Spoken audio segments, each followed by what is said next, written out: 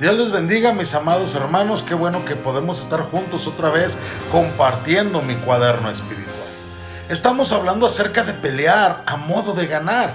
Mateo 16:18 dice: y yo también te digo que tú eres Pedro, y sobre esta roca edificaré mi iglesia, y las puertas del infierno no prevalecerán contra ella. Este pasaje es uno de los puntos neurálgicos de la interpretación del Nuevo Testamento. Y siempre ha sido difícil enfrentarse a este pasaje con tranquilidad y sin prejuicios. Porque, por ejemplo, para la Iglesia Católica Romana es la base de su posición acerca del Papa y de la Iglesia. La Iglesia Católica Romana interpreta que se le dieron a Pedro las llaves para admitir o excluir a las personas del reino, para absolver o no a las personas de sus pecados, para ser la piedra donde se fundó la Iglesia de Cristo.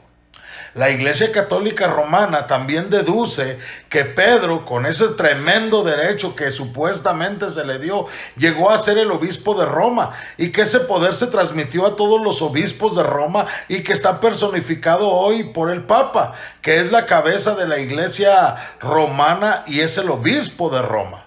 Es fácil comprender, mis hermanos, que esa doctrina es inaceptable para los creyentes bíblicos. ¿Por qué? Porque aquí hay un juego de palabras. En griego, Pedro es Petros y una roca es Petra. La forma aramea del nombre de Pedro era Kefa o Cefa, que significa en arameo una roca. En las dos lenguas hay un juego de palabras. En cuanto Pedro hizo su gran declaración y su confesión, Jesús le dijo: tú eres Petros, y sobre esta Petra edificaré mi iglesia.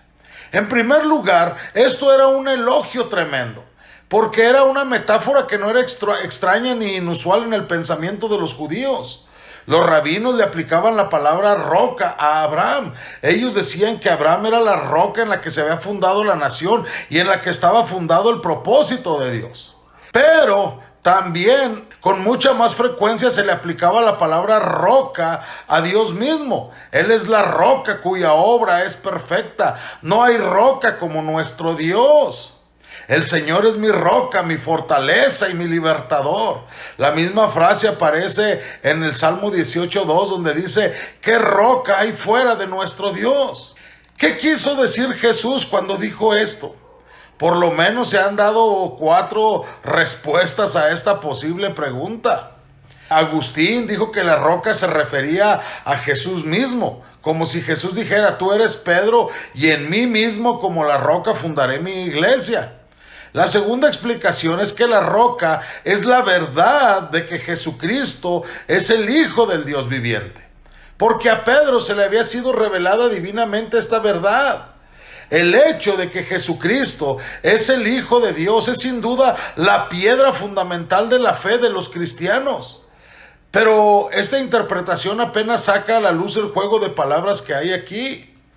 La tercera explicación es que la roca es la fe de Pedro.